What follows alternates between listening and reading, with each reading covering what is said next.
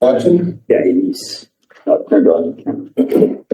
Okay, I would just ask for receipt of the minute of November 7th. Is there any changes necessary? If we will receive. Other than my comments to do with the in-camera agenda, how do you want to handle that? I think we'll just. We're going to the camera? Yeah, Thank you. okay. We'll receive the minutes from November 7th. We will then go right straight to the delegations, Creston Valley Fall Fair. Jessica.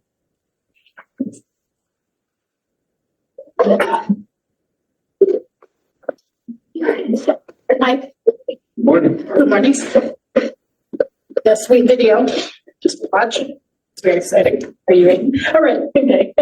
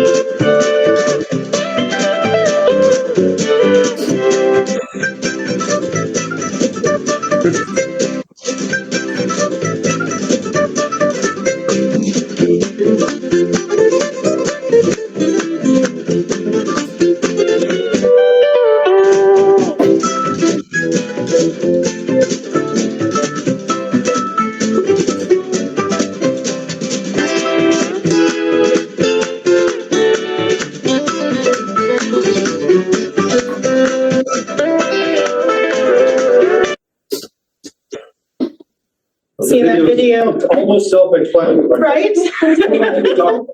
Makes my heart grow 3 sizes, seriously. As you can see, we had a really big change. Love the thumbs up from Roger on the trolley in there. We did move the fair. I think it shows that it was a really good success. We had lots of great feedback. We have a lot of work to do for next year, for sure. There's a lot of things to iron out. I guess we should say. We had some growing pains. But we hid them from the public. Yeah. No bruises or shots. So we just wanted to come and show, because it was kind of exciting for a second there, how it turned out. So what sort of things do you think you need to adapt? Parking was very exciting, for sure. Parking, traffic was interesting going down to Flats there. More signage, definitely parking, cleanup. It's a bit hectic. We need to upgrade our trucking, that kind of stuff. coming with a different location has a lot of those growing pains for sure. We struggled on the cleanup after in terms of volunteers because everybody was so burnt out from days and days and days and days Yeah, of it. But statistically, we had 150 volunteers from different organizations, our own volunteers come together to put that on, which I think is pretty exceptional to say, and over 3,000 visitors to the fair, which is very exciting. Very exciting. So compared to the arena, the level of attendance was higher, I assume. It was, yeah, it was. Yeah, We managed to put on a different kind of show that we normally would be able to do at the rec center. As you can see, all the horses, the grass. It was a continual roll of people saying that they like the location. It's nothing like walking into a fairground with mountains background in a cornfield and cattle and all that. So it was a truly country experience for our clientele. Worked out really well. it was really exceptional to have transit come down and have a stop. That is something that we will definitely do next year and trying to do more of, but a few more stops on the route, hopefully, because lots of people said they didn't utilize that.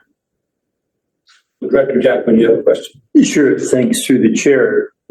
You touched on it. It seems to me, having been to quite a few fall fairs, that holding them here, numbers were declining. You have that, I mean, that's the fact, and that's something maybe community at large should understand, like where you're going down 10% a year or something like that.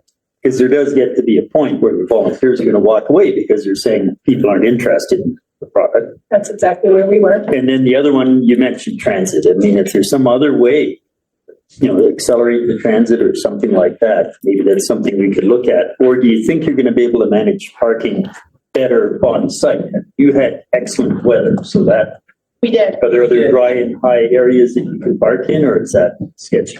That's the issue that probably quite like we had the field across from us, which is like 25, 30 acres. And we were actually having cars parked all the way down the far end of that 30-acre field. So we're having to look at transportation from the parking lot. So a lot of people are now walking 30 acres to get to the fair. Well, And Rotary did amazing. Yes, Rotary. They ran the parking. They didn't expect the turnout and the parking as it was, and did a very good job considering. And already is starting with their game plan for next year. They've got ideas of how to make it better, more volunteers. but either two buses or something else in the bus rotation might make a difference. More It seems it was a pretty nominal cost to the transit service, but I don't know. When we applied for the transit, we were basing it on an hour every hour, and really we could have had a shuttle every half hour, Continually. just continually to pick up those people. And that's the plan. That's the plan for next year. We know now that we need to have more the bus on a quicker turnaround. But one doesn't know that until one tries it. So Yeah. Director Vandenberg. Great, thank you to the chair. Thanks for coming in and letting us know how things turned out there. Going forward, you've already obviously done some debriefing on it, talked about some wins, some losses, some opportunities, that sort of thing. At some point when you know how the municipal community and RDCK can assist, if you could let us know, because we're rolling into budget season right now, that would be very appreciative, so that it's just a smoother transition for next year. I'm sure it's going to go off next year. Just help with your planning. The sooner that you can let us know how we can help, the easier it will be for us to deal with it. What's the best avenue to that? Is that writing a letter, a request, kind of a? It would be, and I would suggest even addressing it to this committee. Okay, perfect. And maybe even inviting you to one of our AGMs. Was it January? January. Yes. Okay. Director Tierney. Yes, and thank you very much for coming in and great video. And thank you very much for doing what you did for this community. It's just amazing. Is there, how are the property owners feeling about it taking place there? Are they supportive of it going forward? And Joanna was very, very supportive of this. This whole thing came together because she was supportive. She's already asked for dates for 2025, and we'll be sitting down with her in January, going over pluses and minuses that we had, and see where we are. But for right now, she was very enthusiastic. The owners were really happy. Everything went off without a hitch. Both of us had good experiences. There was no, oh, that's not right, but no, it went off. It's really helpful. She was right in there and willing to make it work. There were a few things where she was like, oh, I didn't realize it was going to be like that. I didn't think it was going to be like that. But same with us. We Yeah. also didn't realize, It was oh, okay, gonna that be like means that. this. That means that many people watching Farmers Olympics. Oh my goodness. Okay. Yeah, more bleachers. Yeah. it was fantastic. Thank you very much. Yeah, thank you. Said to people, it reminds me of the country fairs you see in movies, because that's what it was like. It had that small town fact, but also the charm of our valley. So it went over really well, and I appreciate all the work that you did on that. My feet still hurt. You can hardly wait for next one. We'll be planning here in January to fire up again. And we're going to be in the parade. Yeah. Very excited. Oh, yeah, we're in the parade. Yeah, thanks for reminding me. Yeah, and I see Brian here. Brian, you were on the agenda. Yeah. We'll get through a couple things first. Yeah, we're done. Thank you. Thank you, guys. Thank you very much. For your presentation. Thank you. So next we have the delegation from the West Creston Fire Hall. So Kathy Robinson in the group, you can come forward. Jessica, you are really hard at follow. We don't have a video, we just have some people here behind us. So, yes, thank you, Chair. And member Rose. So my name is Kathy Robinson and I live in West Preston. I'm a community advocate and some would like to say troublemaker.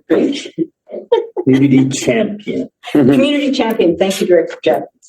So we're here today just to share some information and to request support of the Community Valley Service Committee.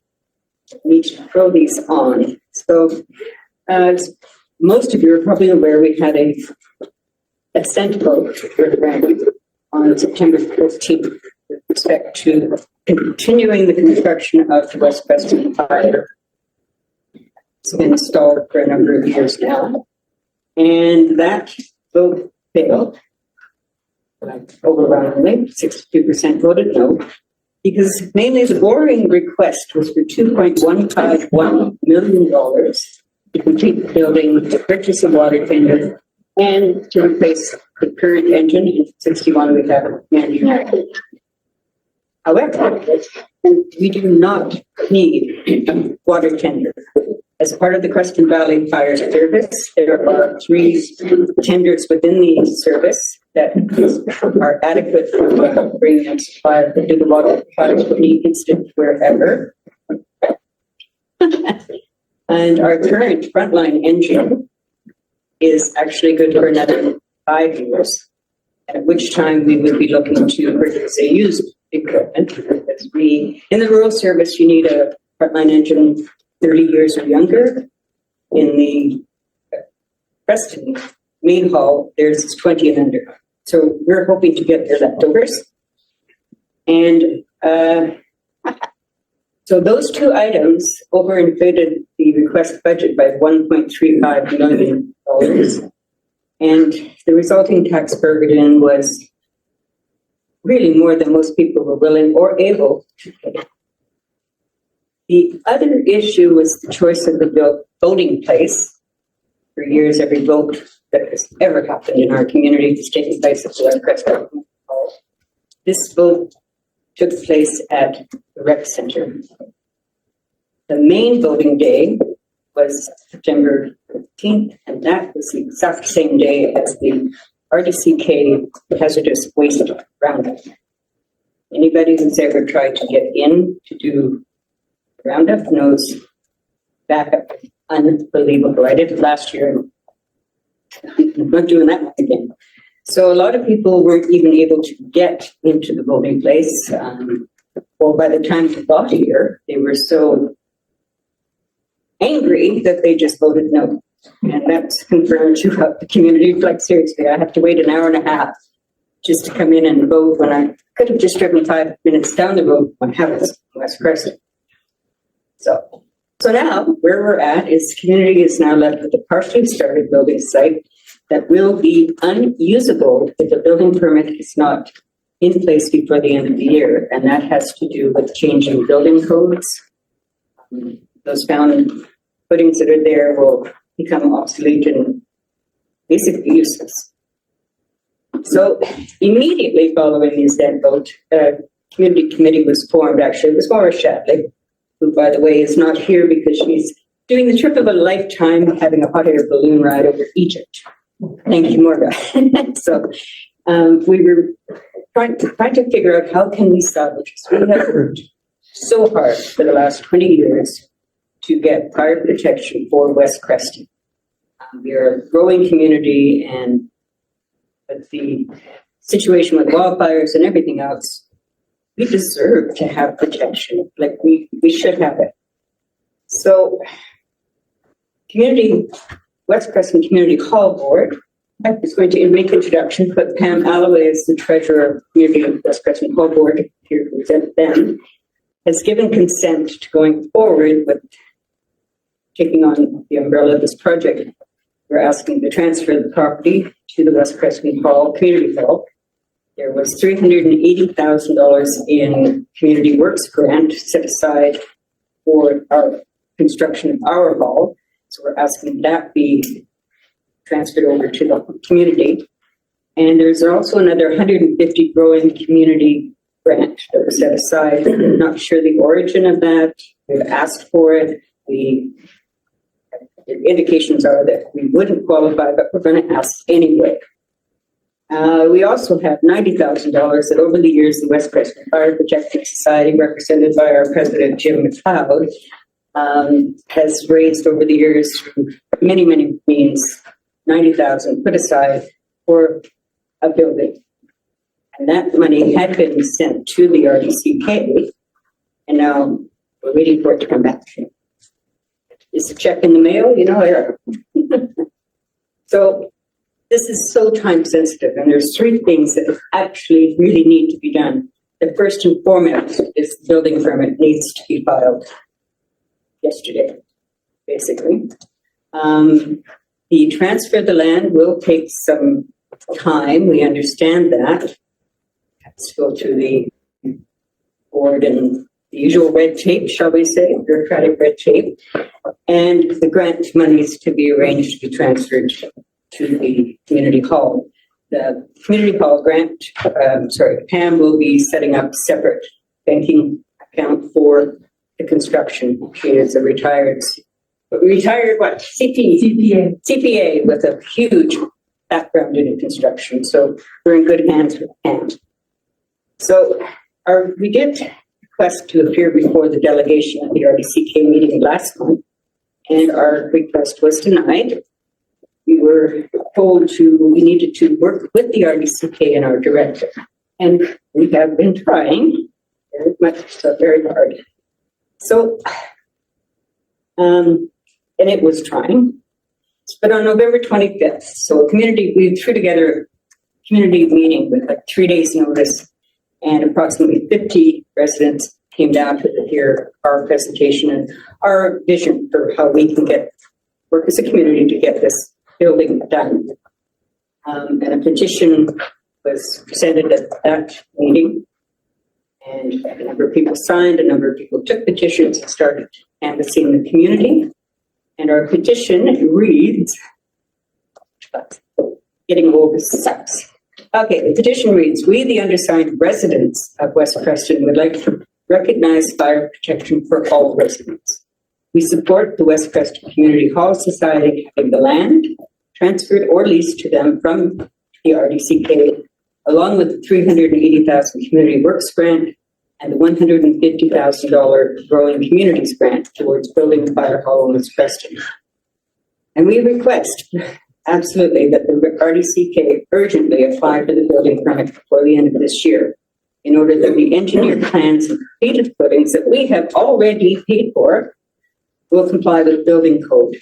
If the permit is filed, it has to be filed now by the RDCK because they own the property.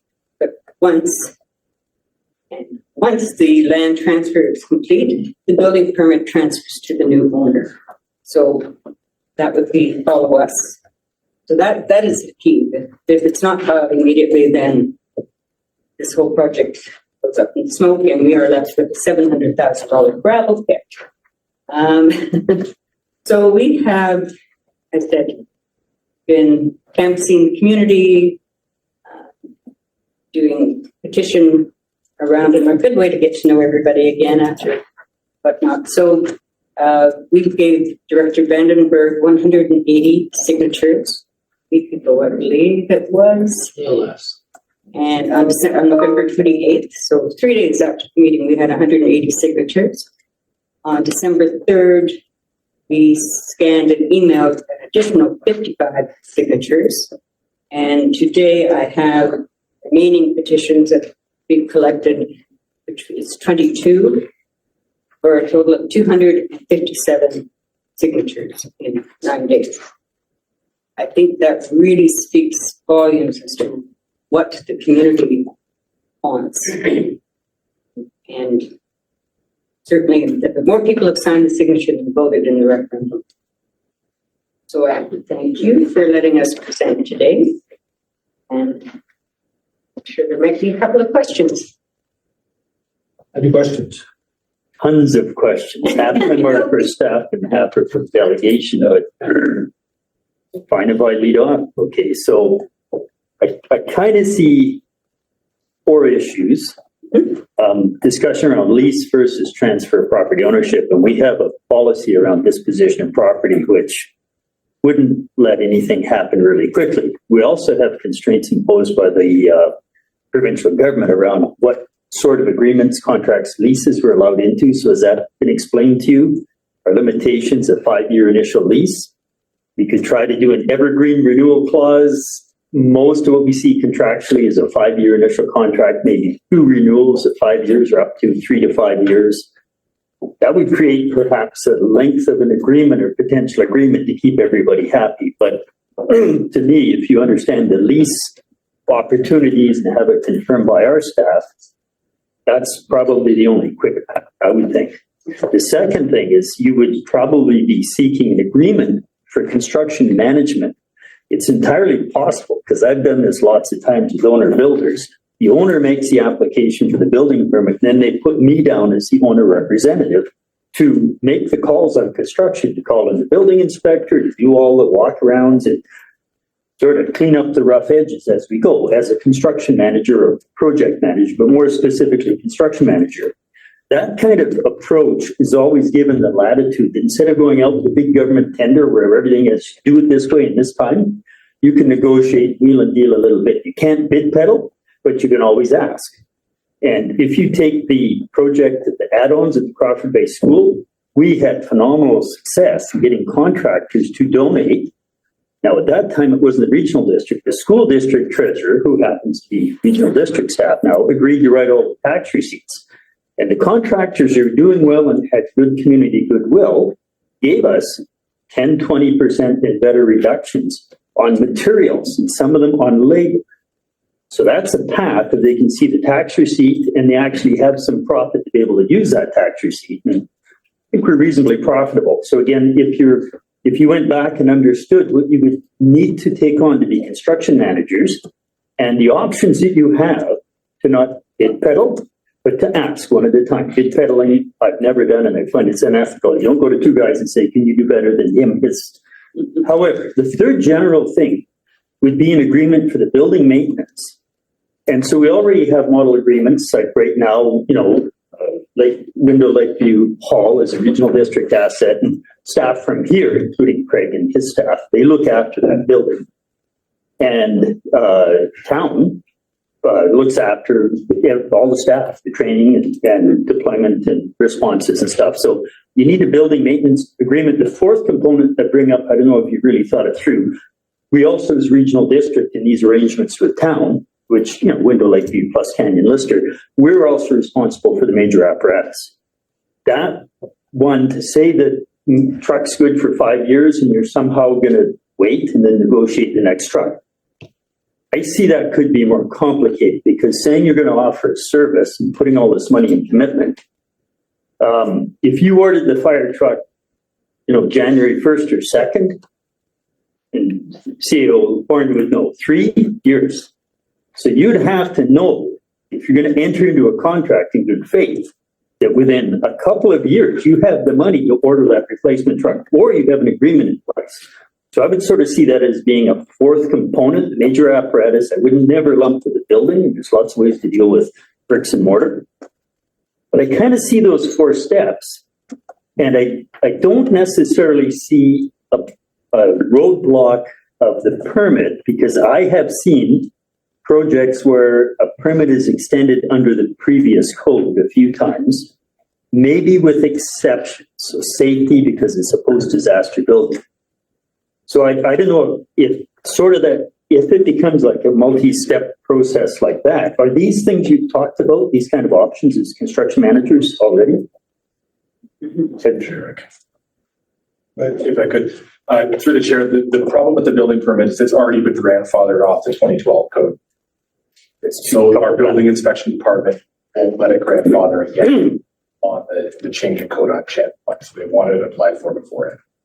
The roadblock that we've got legislatively is we have the results of a failed referendum for the community. We can't have. And if we just turn around and apply for the building permit in our name, I don't know the exposure that puts us in for the people that voted no. I've received communication from the people that voted no after the being concerned about this project going ahead. So it is not completely one-sided with community members that wanted to go ahead. So there is a struggle here with respect to what's appropriate from the regional district's perspective, that we've got a legislative process that said the community does not want to go ahead with this project for whatever the reasons were. It could have been they don't want fire protection. It could have been they felt it was too expensive. I can't speculate as to why. All I've got is certified results that say the referendum failed. So that's the roadblock that we're kind of up against with respect to what's appropriate. So we are working behind the scenes to try to see what we can do as much as possible for the year end.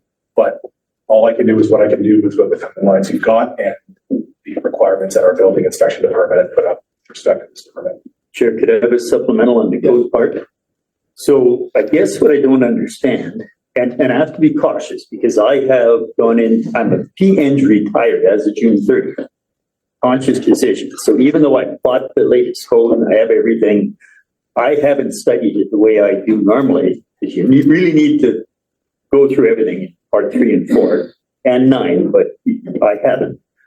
But presumptions like the foundation wouldn't be adequate or suitable under the new code is, I don't know, sketchy. I think to have that kind of presumption. We're not a high seismic zone in most of the designs I've done. You got to watch about tall walls, wind, and combine snow loads and point loads on slender columns. I mean, I've had lots of designs like that. But it hasn't been earthquake load or stuff like that. It really gets all the way to the foundation. And even where there's been point loads, it might create a sketchy situation with the foundation because lots of owners change their mind about I want this not to be open.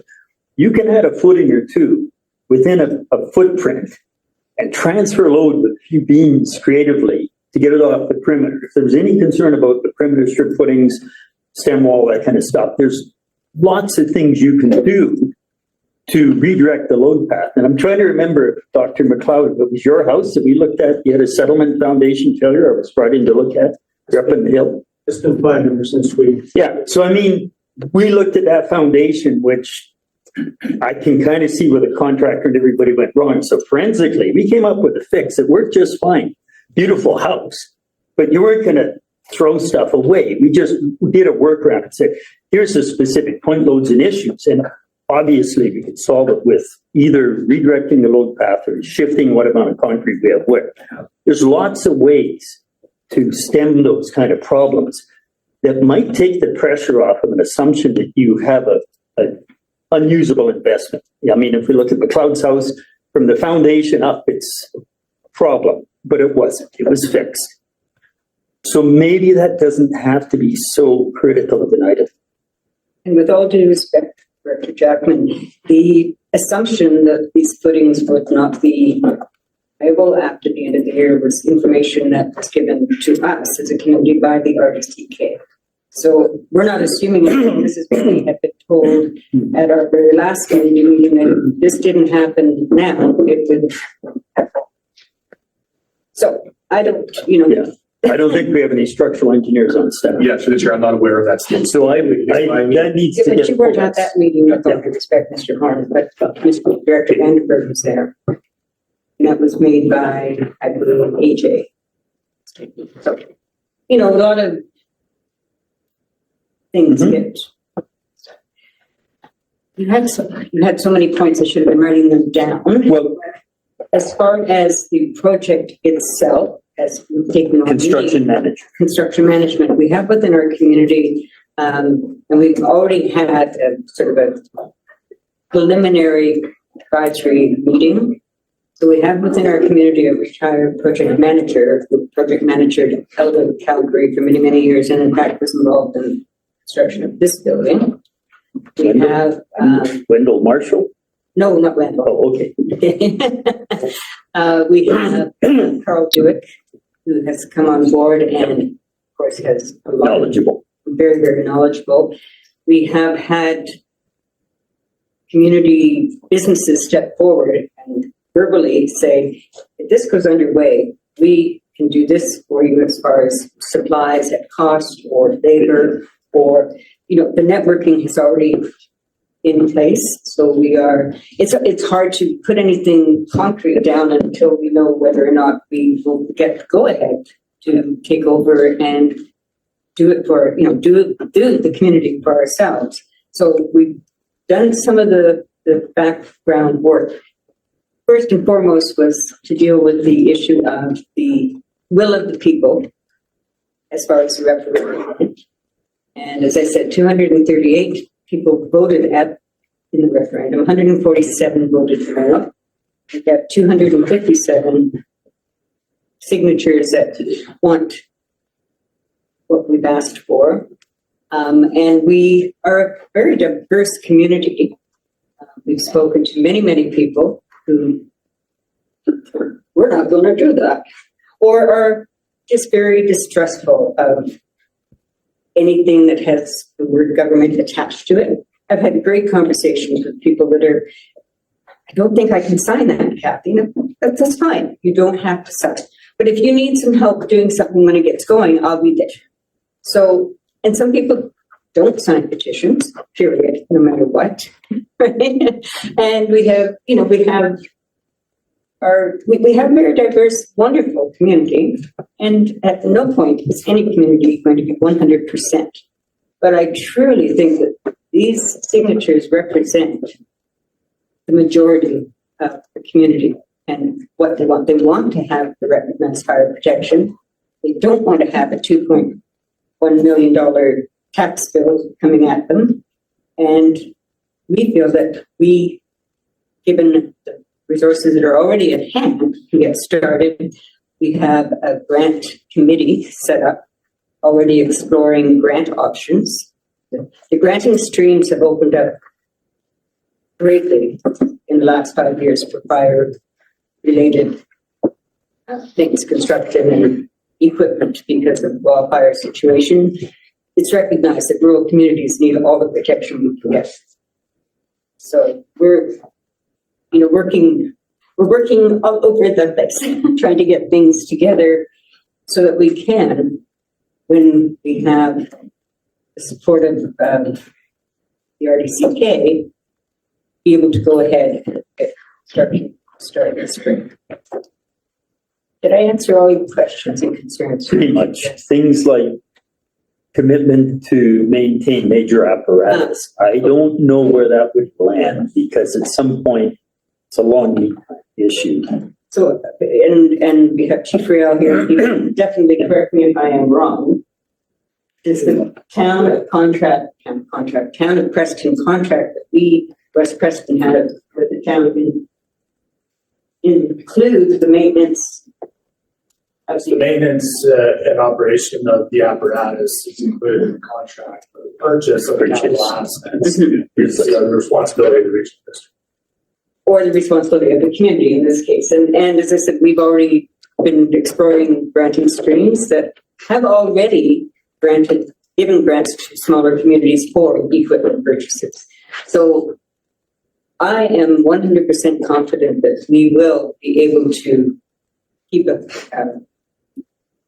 money flow coming in to get this project to where it needs to be to completion and occupancy and have our fire protection preserved, right? If I might, Chair, the town would also have to be confident of that in writing through council, because right now, I think town would have no concern that the regional district is able to replace a major apparatus at Canyon, Lister, or Windle.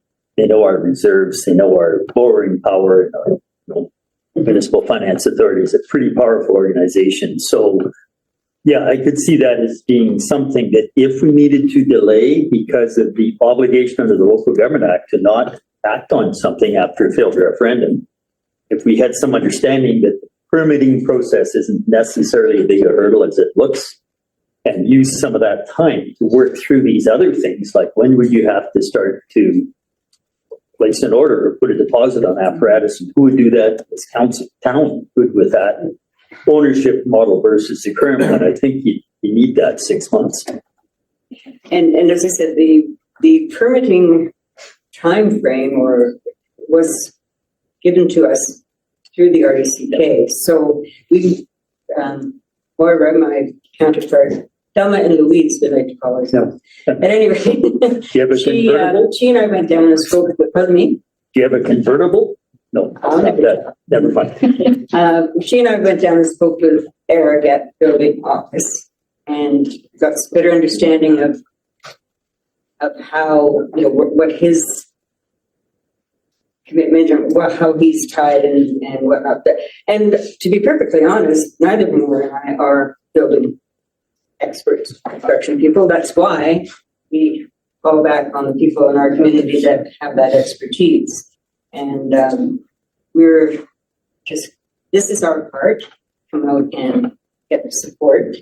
And we really, really, truly feel that as a community of West Creston, we can do this as a community, maintain our fire protection, be able to maintain our contract with the town of Creston, and be able to obtain grants. We have an amazing community who has so much experience in grant writing and has over the years already networked with CBT and that type of thing. The biggest thing right now is let us know when you have your building. We can give you this, and this. So we need to start that process. Kathy, you have, I think, somebody in your group that is signaling to speak. It's what, sir? Signaling to speak. Yeah, go ahead. I just wanted to remind the one issue I think that matters to a lot of people in West Creston is that we did have a referendum years back where we voted for fire protection, and we are being taxed for the money that was spent for that, and we will be long into the future paying for fire protection that we won't have because there's no billing. So that's also significant. Thank you, Brenda. So before we continue, there really is a bottom line question here. And the real question is, as our CAO, can we legally do this?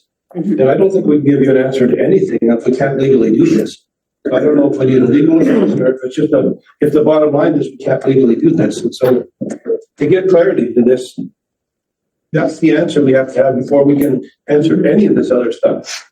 So I would just ask, again, what your opinion is on moving forward. Would it be productive to actually get a legal opinion, or is this just a complete no-go because the referendum actually didn't pass? To the chair, I can say that staff is working very hard to see what we can do before the end of the year.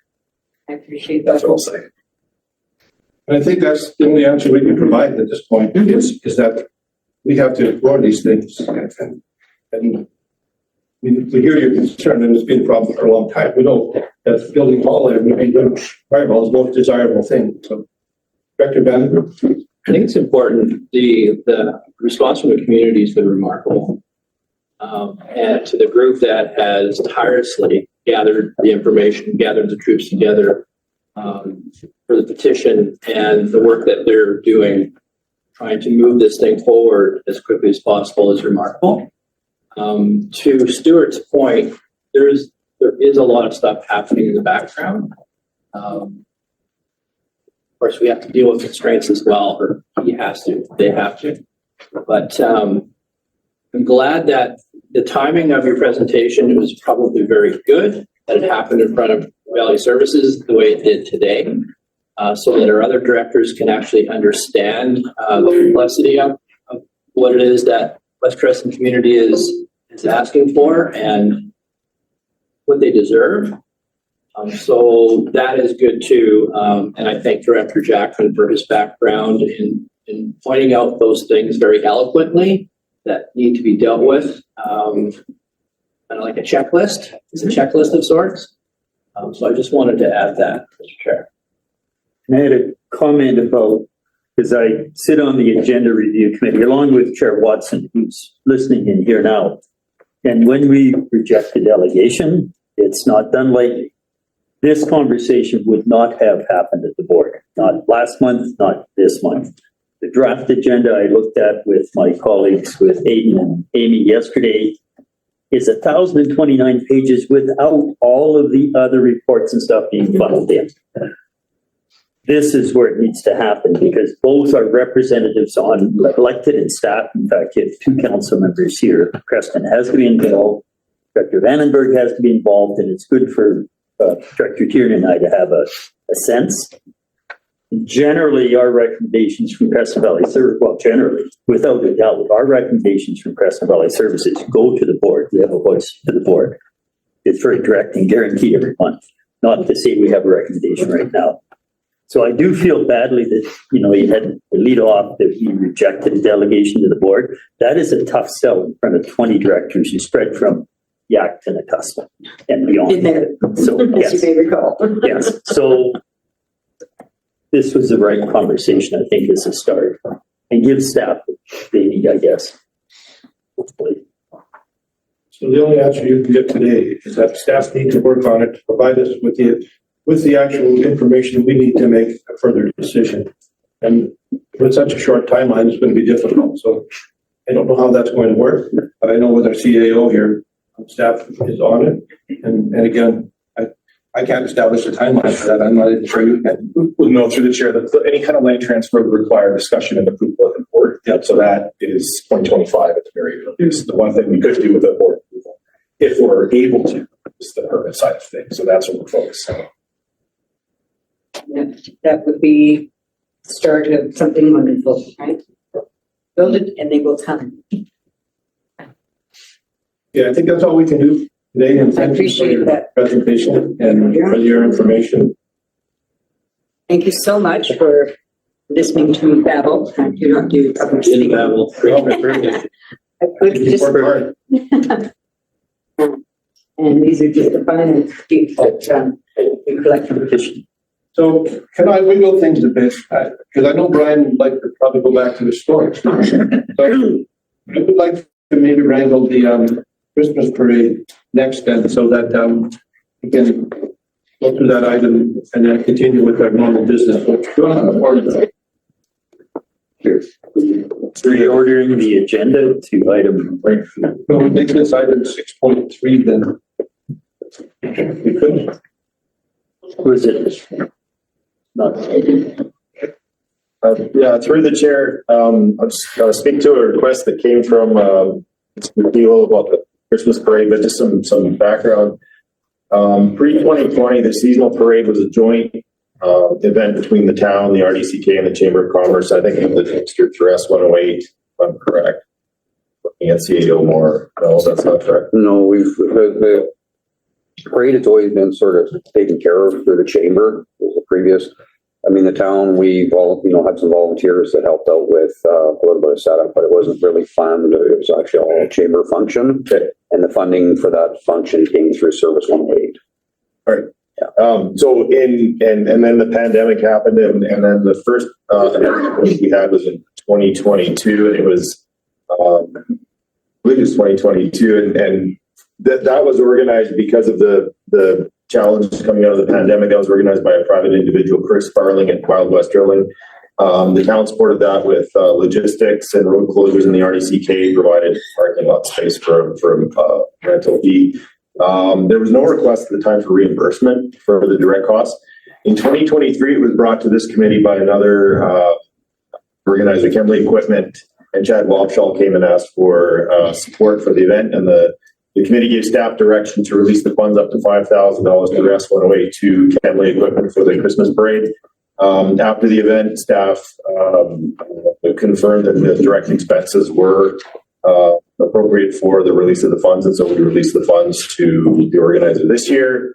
Mr. Brian Pilo has taken on the organization of the event, and staff reached out to him this week. I think it was put together not last minute, but with limited notice, and so we reached out to confirm that the event was happening, and identified that there was an opportunity inside of the current funding model for him to potentially request the reimbursement for expenses. And so he has submitted just in the last couple of days a request to be reimbursed for expenses including flagging, prizes, and advertising.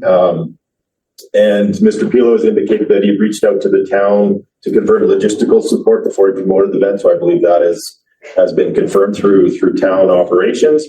And although the event is not happening on RDCK property, it's not in our parking lot. I believe Mr. Pilo can probably talk about the plan, but staff are requesting direction to reimburse up to $5,000 with the funds come from S108 to Mr. Pilo for direct expenses related to organizing and operating the seasonal parade. And staff will come back to this committee at the next meeting prior to the budget to discuss the appropriate allocation of those funds if it needs to be S108 or S224 going forward. Okay, so what can you tell us? So a few quick things. I appreciate it, Greg. So yes, taking it on and also plan on building on the parade from here. So huge plans going forward, starting 2025. What I want to do surrounding the parade and something of such of a winter Christmas festival. Looping in what we did last weekend, and then some other ideas too. And my overall goal is I want to drive residents from external towns to our town for Christmas shopping, as opposed to the vice versa. And I think if we, in discussions with other business owners in other communities that are in the valley, communities.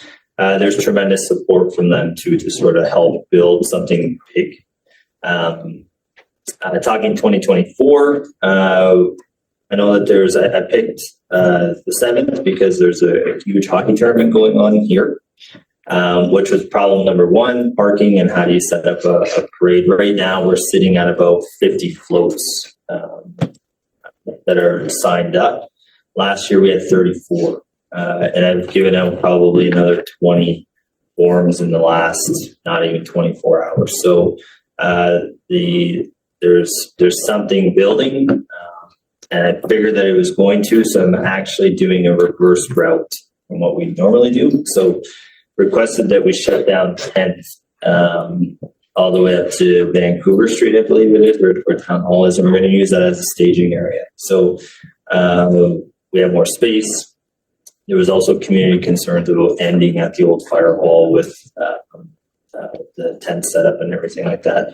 I think that's super minor and more of a concern with kids running through a big parking lot here. So decided to do it in reverse. So we'll come up Canyon, we'll end at 16th, and then people can turn up and go where we're going. And then the request of reimbursement for a direct cost would be fantastic if that's in the budget. And discussions about 2025, maybe down the road of what that's going to be like. That's not a today thing because everyone's busy. Director Jackman. Yeah, thanks. If I can get some clarification through Craig first, maybe is the way I look at it. I mean, you can ask for discretionary funding. You would see it till January. And that's easy to, at arm's length, pay to an eligible recipient, which you might not be as an individual or a company. Mm-hmm. You can ask for money from S107 and or S108. Again, usually it's sort of an arm's length to an eligible recipient. Question, Craig, if we did it through S224, did you just do a work order, job order, to be able to enable paying Emily? Like, what financial tool did you use to authorize payment? Oh, through the chair, we used a check rec. So they submitted their invoices, their receipts, and then we submit that through finance. Which under S224, if we're not objecting to changing the budget or line item, you have a lot of authority to do that. Correct. The other paths, S108, S107, are much more complicated. And I would say ineligible to an individual or an individual company. Normally it's a society or something that meets all those criteria. Also, if we do it through 224, we all pay.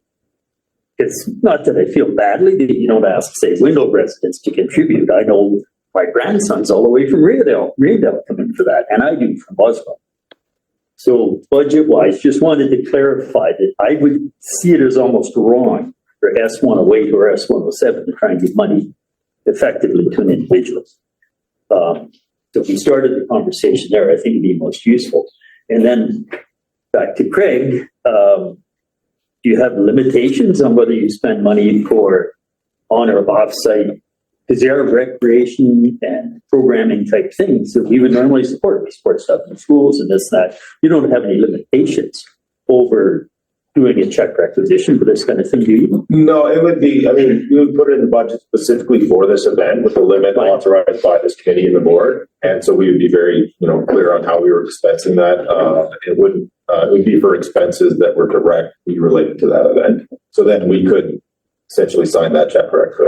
And we could easily put it in future budgets, whether we use it or not, which is so much simpler than this kind of last minute scramble. Anyway, that's my thoughts. I think the parades are great. I enjoy them. We're done. Good. Director Bender. Yes, thank you. So question to staff is, I thought when we were looking at this last year, we were able to fund it because we had an allocation of funds sitting in that could be earmarked for this. So it wasn't an issue last year. To Director Jackman's point, though, that's quite interesting.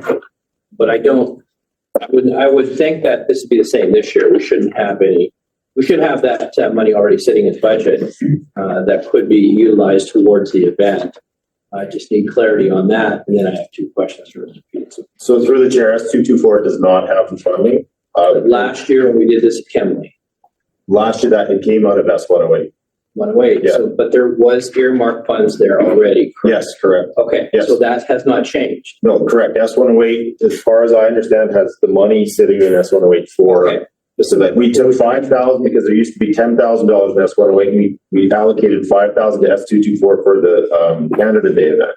That was a deliberate request that happened in February, and that this committee gave staff direction to take $5,000 credit S108 and put it into S2. Should qualify that it really is up to 5,000.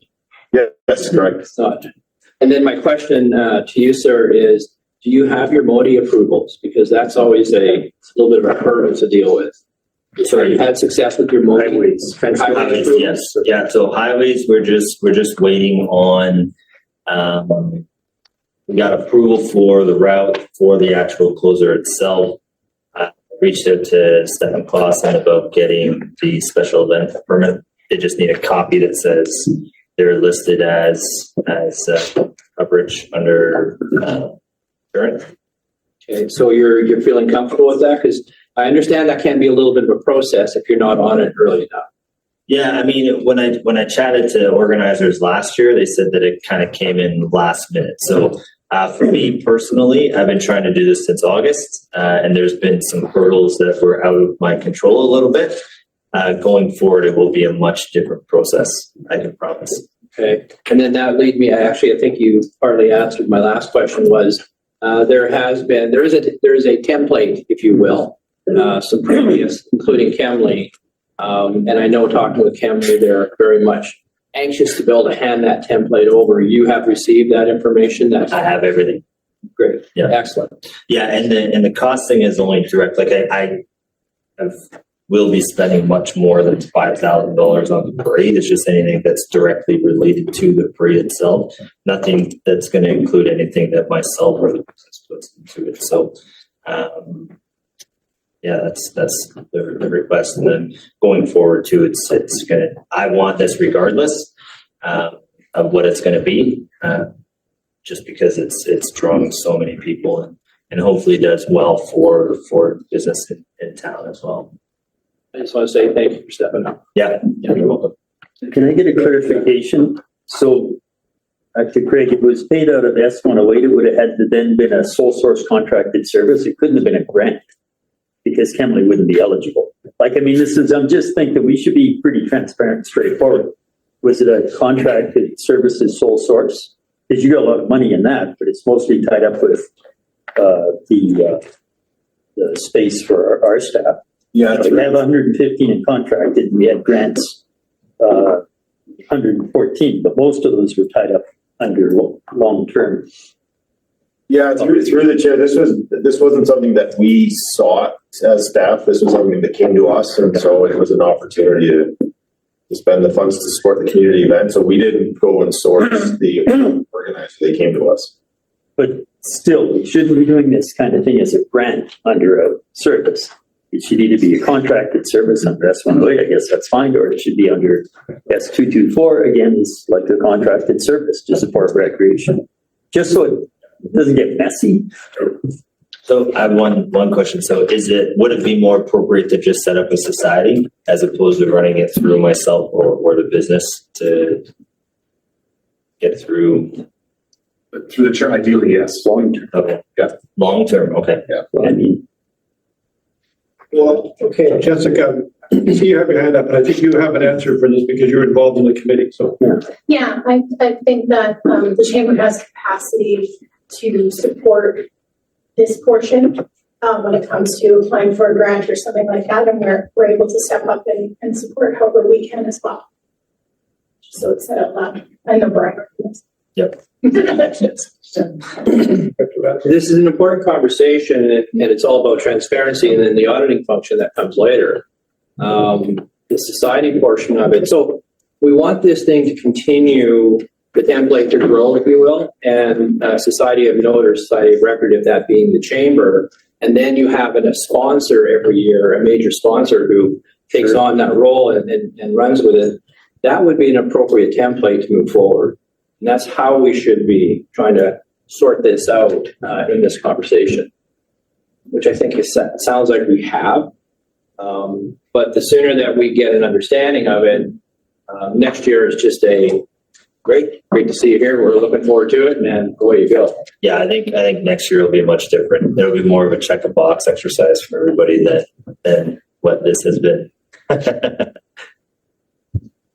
So out of today, do we need a recommendation? well, it depends when money has to flow, if I might. I mean, S108 doesn't have the complication of applying for money that 107 has because of a community commission. So in theory, you could make a recommendation today that'll be on the board agenda, because here we are, we're already on the agenda saying that there be a $5,000 grant allocation to the Creston Valley Chamber of Commerce to support expenses surrounding the 2024 Christmas parade, that kind of thing.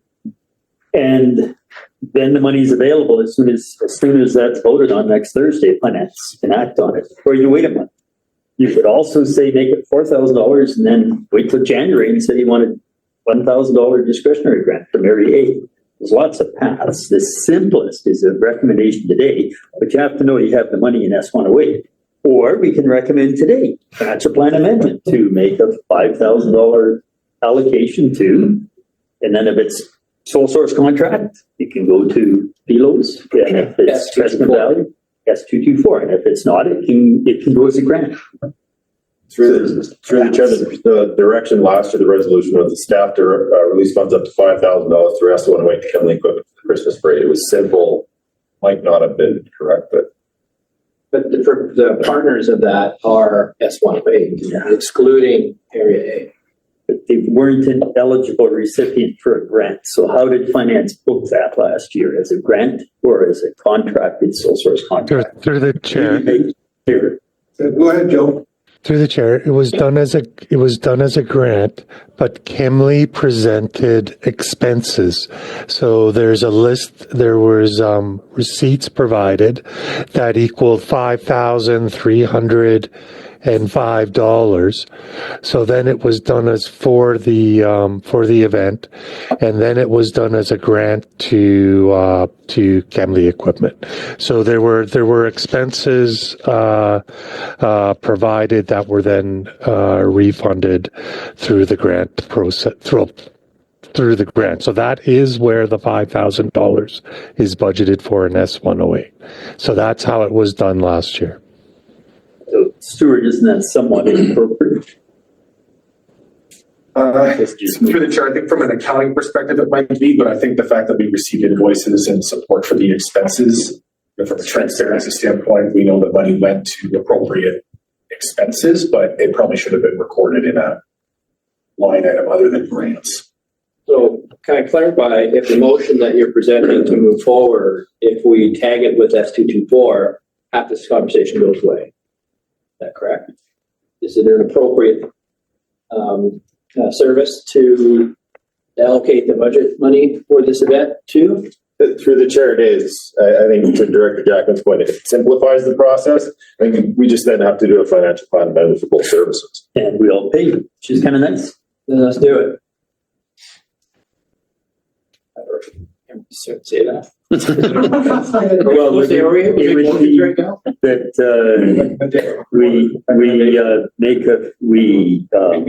the board approve a financial plan amendment to service S224 to allocate $5,000 to support the 2024 Christmas parade expenses. And that the funds for S108. No, it's out of budget for S224. Oh, we're just going to take it as S224 again, S108 loan. If the surplus doesn't matter. Shit, it's not my budget.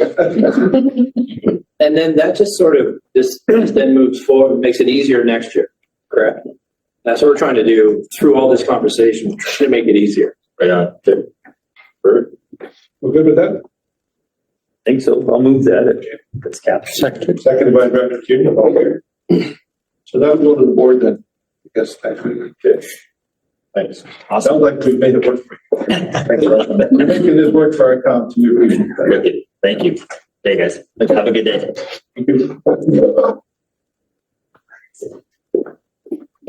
Now we'll get back to what we're going to do. It's our Creston Valley Fire Reporter's report. Chair, Director, so third quarter report for the fire services in the Creston Valley. A little bit different format just to match what I present for council, the municipality. So for the third quarter, we had a total of 246 calls for service, broken down there based on call type. And the majority of those being our medical first responders. We're on track to be somewhere in the neighborhood of 800 calls for 2024. Broken down by area, we've got 215 in Creston, 16 in Canyon and Lister, 12 Windle Lakeview, and 3 in West Creston. Our average response time improved slightly over Q3 2023, which is an average based on all of the fire halls and the response times in those areas. Our rural areas are definitely a little bit longer, but based on how we operate our service, we've got a community on in Creston that can respond quite quickly. I think it's important for the directors to understand that the, response times can vary with a paid on call service, and that the expanse of the rural areas, adds to those response times, if necessary. Our lost versus saved chart talks about just dollars lost and saved based on reportable fires. And so if we look at Q3 2024, we had just under 4.5 million saved, just over 800,000 lost. And those numbers are based on our best estimates on assessed values for property, including contents, and then again our best estimate on lots. Working with the fire investigators from insurance companies and then insurance adjusters to determine, those numbers. So those are our best guesses there. Our staffing table shows based on 75 total firefighting staff for the valley. And our overall strength is decreased this quarter to what you see there. So the challenges in paid on call service are ever present. The Canadian Association of Fire Chiefs does some very robust surveys, and the survey results just came out for 2024. I haven't had a chance to look at them, but overall, firefighting numbers are down across the country. And so I'm going to dig into that a little bit and be able to provide some of those statistics after the next report. Last fall, we started with a class of new hires of 16, and we have 5 left from that class just over a year later. And right now, we've got about 8 applications that, we want to start another class. And so, it's trying to get that 10 to 15 number to start. So it's challenging. It's challenging in that regard. But we hold our own with the work experience program. That's really what's keeping us going. And and that's vital to be able to provide that service to the communities. Our hours, it just shows training versus incident. So our training hours were down this year, but you can see how our incident hours are up based on the call volume. So training and experience, so going on calls is how our firefighters improve. And so, that's the hour breakdown there. Our life safety and community engagement. So that's our public education, public engagement, and fire inspections. And so just showing you our numbers there. Public education is really geared towards, programs, whether it's household safety, smoke detectors, that kind of thing, where public engagement could be hall tours, parades, requests from local service groups, that kind of thing. And the fire inspections would just be for the municipality. So that's my report as presented. If there's any questions, thank you. Director Gunther. Thank you, through the chair. 3 questions. First one is on your stats. Part of the 246 includes false alarms. How many false alarms in that 246 number? Is there any trends in there? There's not really any trends as far as like a consistent or the same false alarm, like the same residence or business. There's five of those were false alarms. And again, they were different addresses each time. We, in our Town of Creston Fire Service bylaw, we do have a clause in there where if say somebody's not maintaining their fire alarm system, when we get these consistently, there is a mechanism to start charging them for those false alarms. And so, after a couple, we start having that conversation. Even outside the municipality, although we don't have the ability to issue a fine, we start having that conversation. Like, this can't keep happening. We've got to work with you to get your fire alarm system. And I know false alarms are a part of the real world. But in my past experience, I've seen where we've had a big trend and we had to do something to adjust that trend. The second question, if I may, is the loss versus saved. A little bit heavier in losses for 2024. What would you attribute that to? Is that just 2024? Yeah, just it's total losses of buildings compared to 2023. It would have been just minor losses. So it could have been a room and contents type loss compared to the entire structure. Thoughts as much on the recruitment program.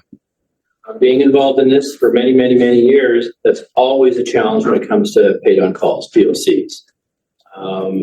Are you suggesting that there is a trend occurring or it's becoming more difficult? You're characterizing it nationwide now. The numbers I'm curious to know are trending down. Yeah, so the like I said, the nation Canadian Fire Chiefs survey results just came out, and so I just peeked at them, this week. I haven't had a chance to really dig into it, but they had a couple of charts there. Just overall firefighter numbers in Canada are down, and they differentiate between like career firefighters and paid on call volunteer firefighters. So they do have that split up, and that trend has continued because they've done this survey for I think 2021, 22, 23, 24. So. Well, I'm going to take that information and when we have conversations with our RDCK side, I want to know if they're being challenged with the same kind of a trend, because that's something that we have to be aware of and think about how to shore that up. Yeah, absolutely, and that's why I want to make sure that you guys are aware. That we're still trying to do our best and we're managing a service with a paid on call. We need to continue having those conversations because what kind of measures can we put in place going forward as these, paid on call numbers change? What does that look like? What options do we have? The work experience program is a fantastic program, that has allowed us to provide, service, and still maintain what we have for substantially less cost than career firefighters. Mm-hmm. But it's a revolving door. Yeah, no, 100%. There's challenges there with that, but I think we can continue with that. With the onset of the fire academy, College of the Rockies, I've got 18 recruits now at that fire academy that started in September, and they're all chomping at the bit to sign up. Right? So there's opportunities that are presenting themselves. I'm not sure how that's going to play out exactly because there's lots of factors into that. They're going to graduate from their program when we're hiring for our next rep intake.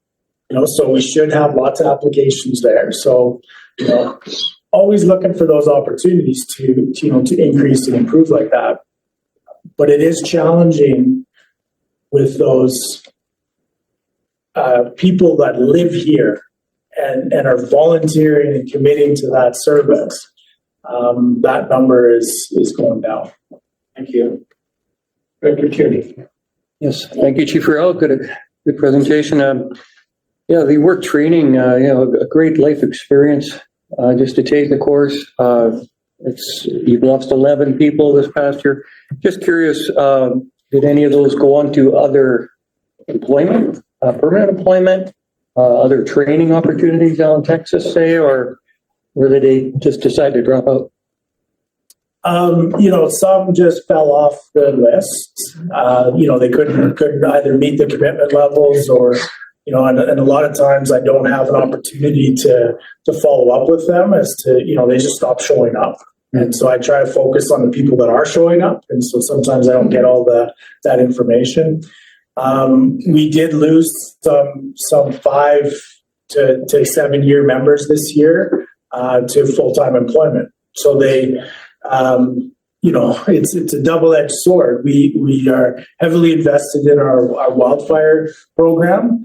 We provide that service. We go on deployments, and then provincial opportunities come up within that service. And so, so we lost a 5-year firefighter to a full-time job there. So that does happen. It's a little bit of both. Those are good news. Yeah, it's good. It's good for that person, but it's difficult for us when you lose somebody at that caliber. We are still leveraging, young people who are here coming into the service. We're looking at offering those opportunities for 1001 training now with the College of the Rockies, or whether it's through another fire academy in the States. Supplementary. How do they find accommodations? Some of them are.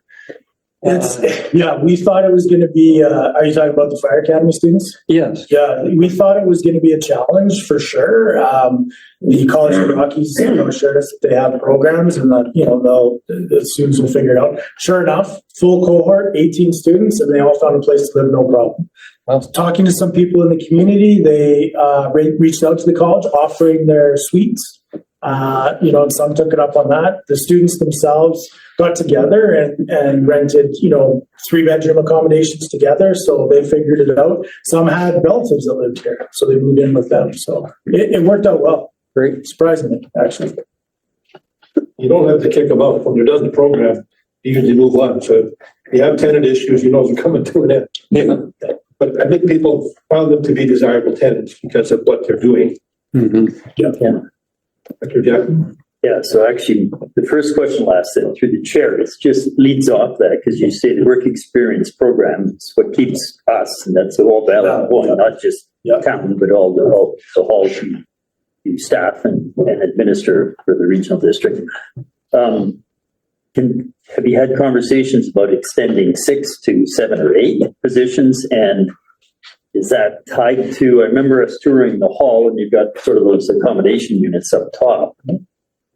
What number of beds or units have you got there? And have you had the conversation about expanding the number of work experienced people who will go on every call, whereas a volunteer might go on 1 in 5 or 1 in 10? We're definitely having those conversations at the operation level. Myself and my assistant chief and captains are talking about what that looks like and what are the opportunities. But we haven't elevated that yet with a concrete idea to council and yourselves. But it's in the back of our head, like, how can we do that? If we get, 20 or 30 applications for this work experience program, and we can figure out a way to keep busy, and have them live here and all those kind of things, then perhaps there's an opportunity there to add to that comp. Yep. And then just an observation, Riendell's roster went way down and it's back up. Most of the people signed on because they wanted to be first responders, not firefighters. Sure. But then out of that, men and women said, yeah, okay, let's try the firefighter training. And that's worked out well. So your level of first responder is a little bit variable, as I understand it, whether it's in town or outside of town, because you told me before you don't want to have the ambulance beat you there and they don't need a lift assist, and there you are sitting in your truck. Yeah. Fair enough. But on that bigger question in our archaic service, Jaws of Life, Creston A, B, and C, service S152, Tom Dool and our staff has drafted a brand new bylaw to kind of blow up part of Area A's participation in this and just create a support service for Area A to fill some of the gaps. We haven't had a conversation over that yet. I keep not putting it on the agenda every time we get these nice little requests. What do you want to talk about? And go, nobody seems to want to talk about this. But I might ask for it to go in January, probably more appropriately February. It would be great to see your 2024 and 2025 full Creston Fire Services budget. And I understand you're allocating out, you have to do the on-call hours. Are they for calls in Annie Lister, calls out of window, West Creston? You see those breakouts, kind of understand where the money's at. What have your reimbursements look like when you have used extrication tools on those kind of calls, that kind of stuff. Get a handle on this. I kind of have some idea of what Area A looks like, not like Riendell, and hope to have a much better idea when we sit down with our staff. But if I could see your 2024-2025 budgets soon, just to kind of digest it, we need to have a conversation about how we're managing the $116,000 under this service, which seems to me to be just kind of a nebulous subsidy to broad operations. It doesn't, this bylaw has been amended so many times, it's a mess. I think Tom Dooley agrees it's a bit of a mess. So all the information you give us, the breakout of how much effort you're having to put in each of our areas to get an understanding of that. Plus we see your core costs for the total budget, try and boil it down to something. It's got to be a better way to do this. And I don't mind that this kind of thing goes away and the contract values are adjusted upwards. I mean, you're doing that anyway, you have to. It's just, I would like Area A to fill in gaps, and this is an impediment to that. Sure. Mike, go ahead. Well, just for that particular service, and I mean, the budget for us is quite simple because rescue is kept as a separate line item. That funding goes directly into the rescue budget. It's not mixed into a fire service budget. So looking at our fire service budget has no bearing on that funding. It's only MVI, so motor vehicle incidents. All rescue. So ice slope, broke rescue, water rescue, everything. All rescue. Love to see that. I would also still like, sorry, Chair, I'd like to see your whole budget. No, that's fine. Quite curious. It's just that's, you're not going to find that there's some blending of money or it goes anywhere. It's all, there's a rescue budget. The funding and the revenues for the RDCK and from the province CMCR now is all in the same category. So you can see, we keep it very separate. So there's no. And the apparatus, so that would be split. No, it's in there as well. But a portion of it, or is a portion of it required for any other fire call? Because you might have to deal with your own staff if they're overcome with smoke or something like that. That truck rolls with a fire truck. That rescue truck is primarily rescue. I'd like to see. They respond to fires. It's not required of fires. And so it doesn't respond to every fire or every call. So it is very separate in the budget. Any questions? Yes, I just want to, because we're in Valley Services, want to plant the seed. And I appreciate the work that Jared puts into his reports. We had a conversation before about having our policing reports also come to Valley Services, and then we thought, well, no, let's just do it in Creston and through the council, and that's worked, and I appreciate it. The problem is that I don't get copy of the statistics that Brandon presents. And I don't have time to kind of think through the opportunities. And one of the opportunities was discussed here, was the amount of incidents that what we experienced on Highway 3A between Creston and the ferry this past year, because that data is important to have communications with Modi. That we still haven't got. I guess the seed that I'm planting is if we could dedicate some time with Valley Services to have a discussion around local emergency services and rescue. That means that we're talking with Jared, we're talking with our CNP, we're talking exactly this thing that we've just been talking about, but it's not framed that way. So I'm just planting that seed and I'm going to start giving it more water. We tried the approach of listening to the RCMP reports at the council side in Creston and really appreciate that. But the data is not there. It's not available to us. We don't get sent the agenda. We just 4 o'clock show up and listen and thank you for the opportunity to speak to it. But I'm not prepared for it because I don't have the information in advance. So just a comment, no direction to staff, leaving that seed with the group. But I think that's the direction we need to go. Mike has a response. Yeah, just so you're aware, the RCMP, when they do their quarterly updates, that data is not even on our agendas. So council's seeing it literally at the first time as well, because that data, well, the RCMP is presenting it and they're willing to present it to the public. They're not willing to have it shared, published. And I appreciate that, Mike, but I'm standing here trying to see the screen that's over there. And, but then we can't have that conversation about, let's gather some information about what happened in Highway 3A last year, because tourism is a big thing. You don't need people dying. If there's things that we could be doing, being proactive, that's where that comes out of this conversation. see if we can isolate it or ask them to isolate it, but what else we can do? Or establish a specific meeting, workshop meeting. Yeah. Get them- I think it just needs to be a regular part of the reporting, quarterly, right here. My suggestion, just planting that seed. We'll massage it as it needs to be. Sounds good. Sorry, okay. Not sure where that needs to be. Do I add that? You want specific data for 3A? No, I think we have that from Okay, so, Jared. No. okay.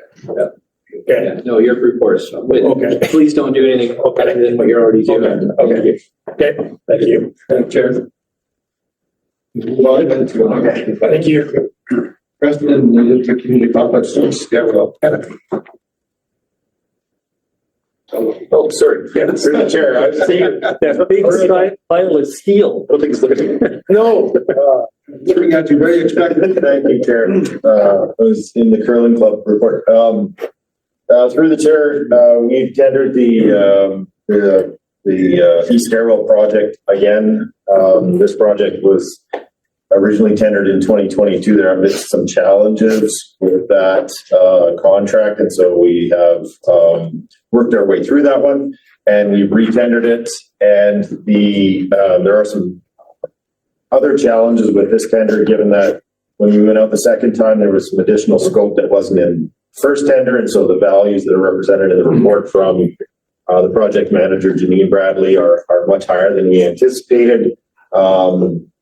That we received in 2022. And so the original budget of $250,000 isn't sufficient.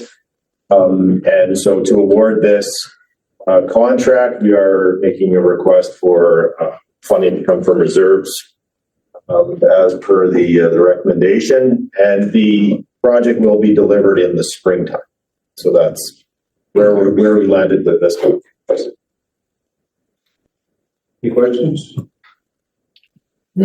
But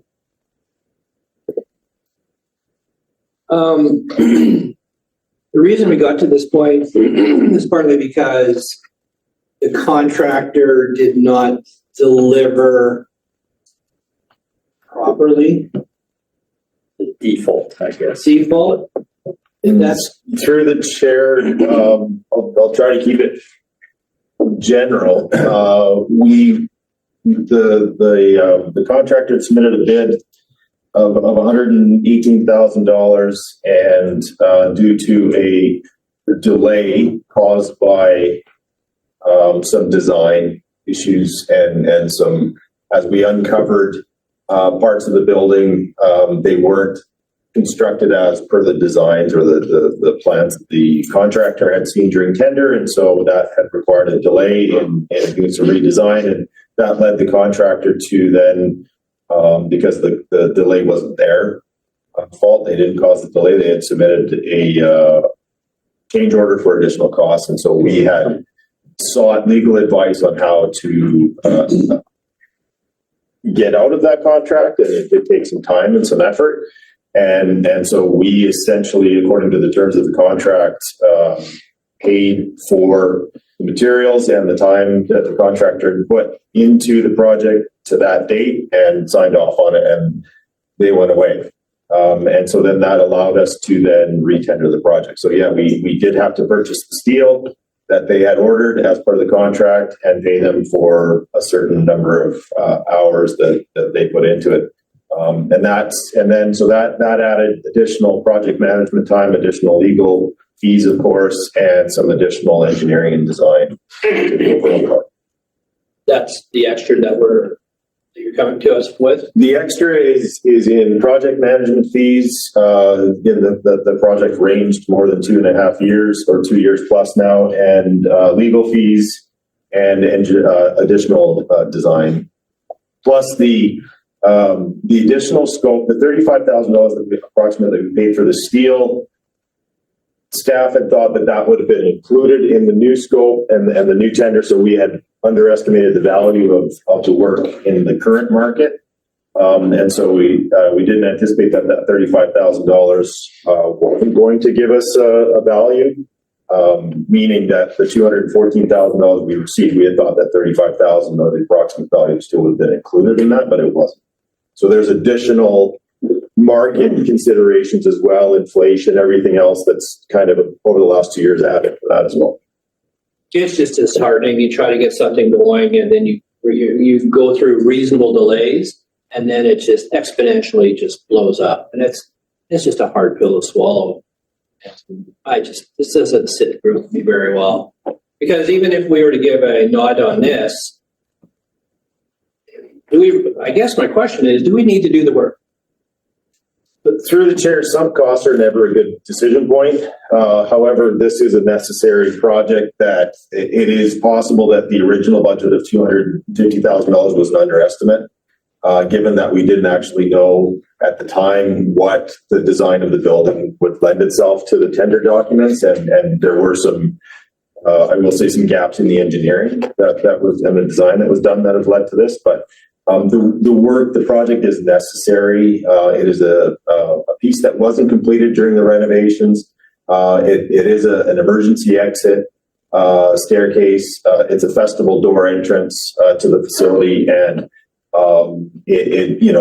the mitigation of staff time for shoveling and potential health and safety issues related to shoveling snow up 13 lifts of stairs, but also the potential risk of having to evacuate a facility during a snowstorm when the stairs are impassable is what we're, the justification for the project. My final question is there any liability with the engineering we can go to? Staff will explore that with project management and corporate services. I'd like to know what that number ends up being. Thank you. Okay, there's a recommendation in front of us then, and look at option 1 and option 2 in the report, pros and cons. And so I guess looking at that, then I would suggest that we take that recommendation forward. You okay with that, Director Jackson? I'll move the staff recommendation as per the agenda. I do have a comment, but first, if it's seconded. We have seconded. Nobody's moving. We have a seconder. You can say, sure. I will second it then. If I might. I mean, the safety thing is irksome. Stuff we shouldn't look away from. And we do use that large area year round. The budget at this point in time still has a 12% contingency. So when you've double checked and paid extra to be sure that the design will work and you have a local contractor, this isn't something that, say when I worked for Canada Construction, we'd be bidding on 20 jobs at a time and I'd be working nights to try and say, do we have everything in this and we missed something? Because that's generally how a general contractor gets in trouble. You rush through it and you miss something and too bad need it.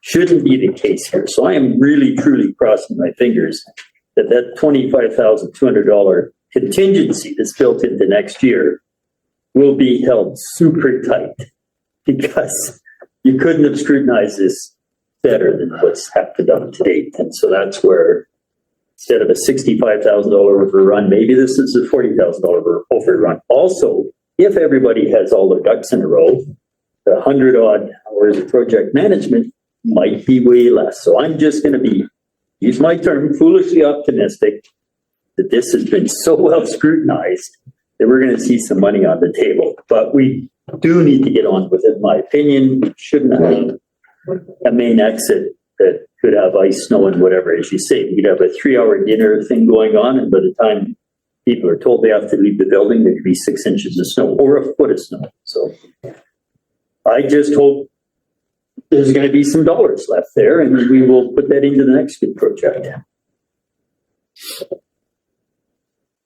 Yeah, call the question. All in favor?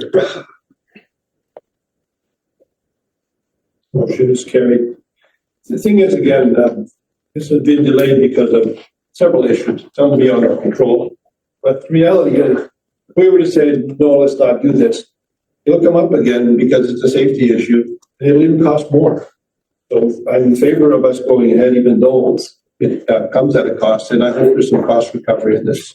And if I may, to the chair, I agree with you, absolutely. But if there's an opportunity to hold hold liability to account, need for doing that. Because it's not just, well, it's just taxpayer money, it's taxpayer money. We have to do it in terms of safety. That's fine. But there still needs to be some accountability. That accountability needs to be explored. And I'll be watching for that part. Sure. Go ahead, Director King. Yeah, this is a hard one to support. That's a shocking number, and a shocking overrun. And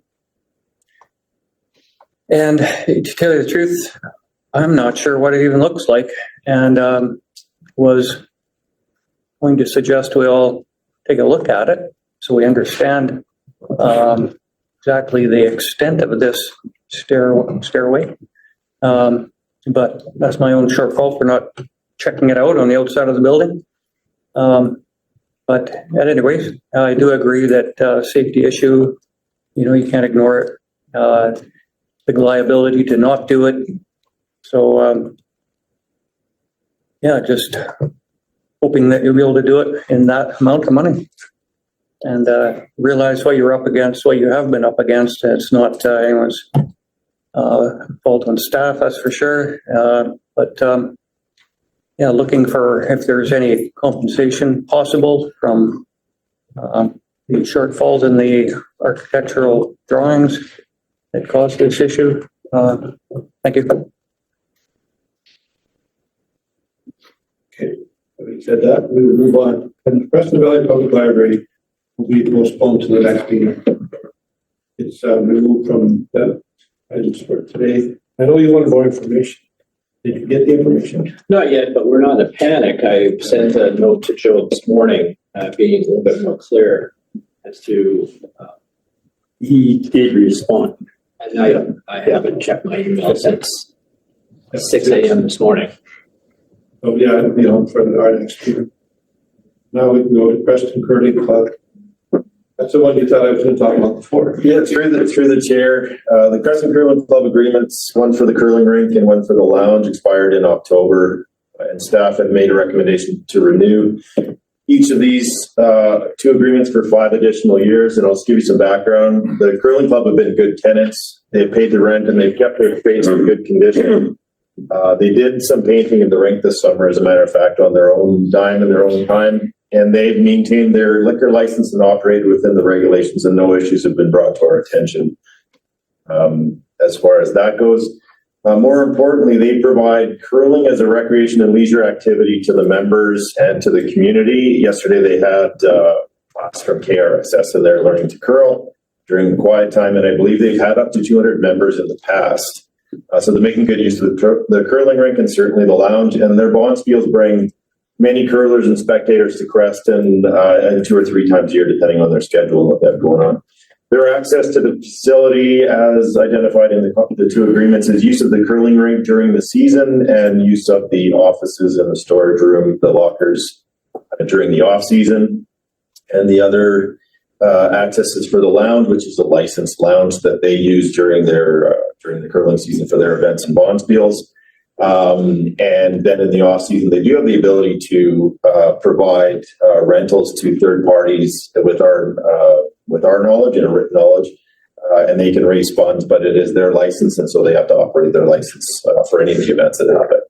There, we do have access to the dry floor during the off season, so we rent the dry floor out and we use it for our special events and programming. And the lounge is complementary to the curling club activities, but the lounge for this committee and then for the board also represents an opportunity to the RDCK to combine overall food and beverage services within this facility. But if we choose to reconsider either of these agreements within the 5-year term, we do have a 6-month notice clause that we could terminate if we decided there was better use of either facility within those 5 years. So we're not locked in for 5 years if we choose or discover that there's a better use for those facilities within 5 years. The rate increase is 3.7%. There's a typo in the report that I think I had written that 2,298 was the monthly rent, but it's actually 2,798 for the curling rink. So staff are recommending that the RDCK enter into 2 5-year agreements for each of the spaces, 1 5-year agreement for each of the spaces according to the resolutions in the report. Mr. Jack? Yeah, thanks. I guess, I've had lots of history on this and it's always come back to, we don't really need that space and it's being well operated, so we don't have a lot of difficulty. In the staff report, it refers to attachments A and B. Those the actual contracts or agreements? I didn't see them. Through the chair, that's a typo. There should be no attachments. Oh, okay, because I was wondering, we didn't see the agreement because it's contractual in camera or something like that. I have seen the agreement, like more detail in the past. I don't have any difficulty with renewal. I think they're doing fine. And we've never solved the food and beverage thing completely, so I appreciate your comments on that. I would move the staff recommendation for discussion. I'll second it. Okay. Any further discussion? Mr. Jack? Vandenberg. Sorry. Don't be mean to him. Well, that shouldn't happen. No problem, Mr. Chair. Only that I know that you have spoken with the committee. And so what we'll end up hearing is from different areas, well, the deal we have over here is this, the deal we have over here is this, and in Creston we're doing this. But the reality is that you're not comparing apples to apples. You're comparing completely different facilities against one another. So I just wanted to make that a public comment. And I'm glad to see that the committee the curling club is amenable to this, and that's where we need to be. But we get some of these questions sometimes that says, well, they're only doing it, they're paying. No, this isn't apples to apples. I mean, you had the opportunity to sit down and chat, and you did, and life is good, and life goes on, and let's go. Just wanted to point that out. I'll call the question. All in favor? Motion is carried. Move board then. So we are ready for old business, the action item list. There was updates requested on items 1 and 2. We have the updates. Through the chair, for item 1, it really is as it is on the list. Unfortunately, it has fallen back in the priority list. I do think, though, this committee does a very good job in getting those organizations that come during budget time and discuss things. Obviously, we could do better with some of the cemeteries and perhaps the reading rooms coming in and speaking to what they're doing, just so the committee can be informed. But yeah, honestly, it has just fallen back on the priority list for the things we've got going on, trying to attack it from an ad hoc perspective for 2025 budget year. For number 2, I'm the understanding that you will see something in January on the board agenda.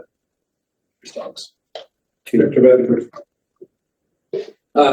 Thank you. And was what we're trying to achieve the last time we met, was have conversations on one or more items specifically. To CAO's response on item number 1, still want to see recorded some sort of a action timeline. I get the explanation given, but that's not good enough. Still need to have some sort of a commitment that's reasonable on there. Is my first comment. Item number 10 is we're using that method of putting a line through before it disappears. I love it, and it can go, certainly. And maybe I should let the CEO respond first before I continue if he likes. Yeah, through the chair, we can put a date for number 1. I guess the one thing I'll say is that we're either massively conservative, hoping to meet that deadline, or it's something we throw in there and we end up bumping it because other priorities come in. But we can definitely try to put something in there. Honestly, with the way the budget seasonality works, is that if we're not going to get it done for the 2025 budget season, it ends up getting bumped and things takes over during spring and summer because that's not a priority. And then by the time you know it, we're in the next budget season. But we will, for the next meeting, throw in a date and have something prepared for that. The other item or piece I'll mention on this is that we've also got board direction on this same item. So it's in 2 places. It's on the board tracking sheet and it's also with Creston Valley. So that's where we run into struggle with respect to the committee direction versus the board direction. And it would be great if we could make the board direction the one that we're working on, because it's not just Creston Valley Services that's interested in this. As a board, there's other directors who are very much interested in having budget presentations from those groups that they give financial service grants to. But we will put something on there so that you're aware of when our goal is. Thank you. And if I may continue, just two more items. So item number 10 is striking the KES and meeting with the KES in the town of Creston for the contract we have had. I believe that we have a follow-up to that yet, which we ought to be tracking here, and we should be applying some sort of a date because isn't the contract expired at the end of the year? And here we are at the end of the year. No, So June. June? Through the chair, you approved a 6-month extension. I mean, it expires in June. Thank you. Okay, so that's all good. Thank you for clarifying that. And then lastly, Mr. Chair, what I'd like to have considered for the group today is adding to the action list. And I'm just going to call it solar panel software reporting. What is happening with the solar panels on this facility? How is the software reporting? Can we see some results? Through the chair, I can just quickly respond to that, but I can get an update. But sustainability lost a couple of staff, including Sherry Mata and Donna Ditson, and they've just hired another sustainability employee. And so I'm meeting with them tomorrow to discuss that particularly. But I also talked with IT about connecting that piece up that is currently not complete with that project. So that is, and I can report back in January on that. So am I hearing that the software is not reporting? We don't have a display for it, but I can get into the software reporting and the data from that as well. So I'm interested to seeing how the system is performing. Thank you. Probably add something to that. Yes, Amy has her hand. Director Watson has her hand up. Okay. Director Watson, I can't see you there, so I didn't know you had your hand up. No problem. Thanks for having me in your meeting. To let you know that when you reference items 1, 2, and 3 or whatnot, there's no knowledge on what those items are. So if you could please state what item 1 was or any of the items you're referencing. Thank you. Yeah, item 1 is the staff direction that the board directs staff to prepare a draft policy for board review that requires recipients of financial grant and aid funds to engage with local area directors and or provide documentation during the budget process in order to be eligible for funding via taxation in a given year. So it's a reporting requirement that needs some housekeeping. It's also through the chair to Chair Watson. It's also the attachment for item 9.1 on the agenda, and the items are numbered on that attachment. In eScribe. In eScribe. Or it's page 31 on the agenda as it appears on the web page. Item 2 is to work on the dangerous dog bylaw that still outstanding, and it's partially a board issue as well, isn't it? Yeah, that was, if I Yeah, might. that's become a board issue. Yeah. And number 10 is the work with KES on the renewal of the Economic Action Partnership, which again, we've extended for 6 months, so we'll reappear within those 6 months. It's an agenda item, I believe. What? That's it.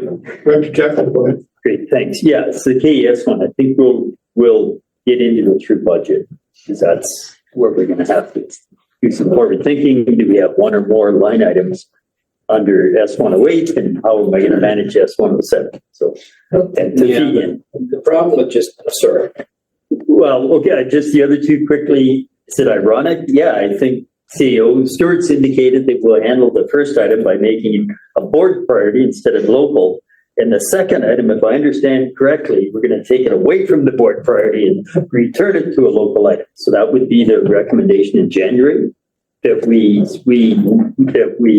park the region-wide dog control thing with some centralized service, and we return the conversation here for just the 4 of us.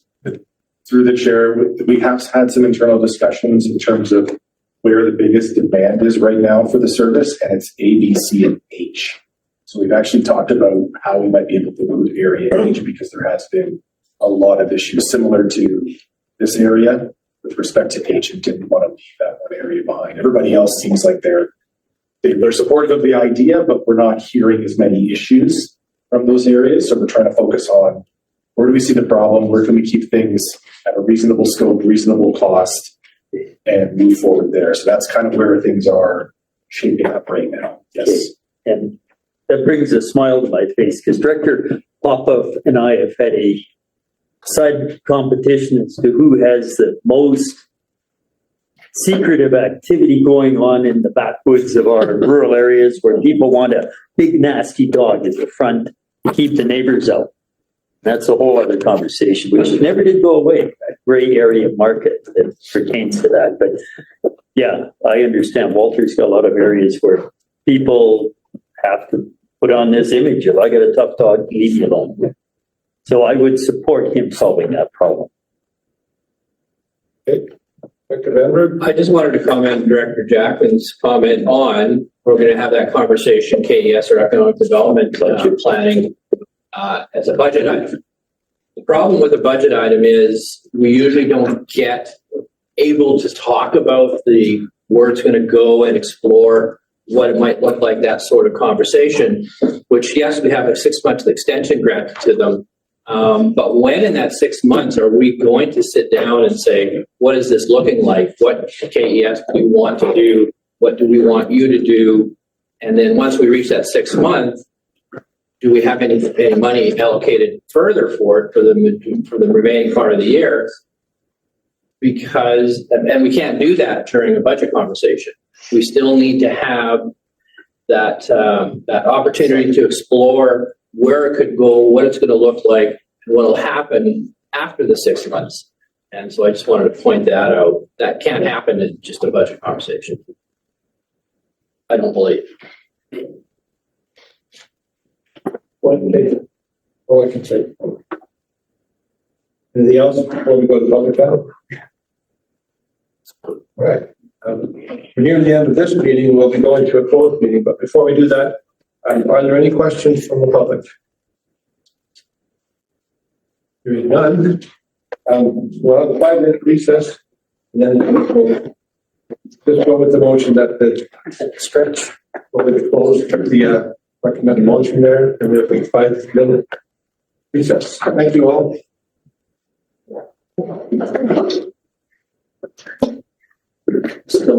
Thanks, Mike. Recording stopped.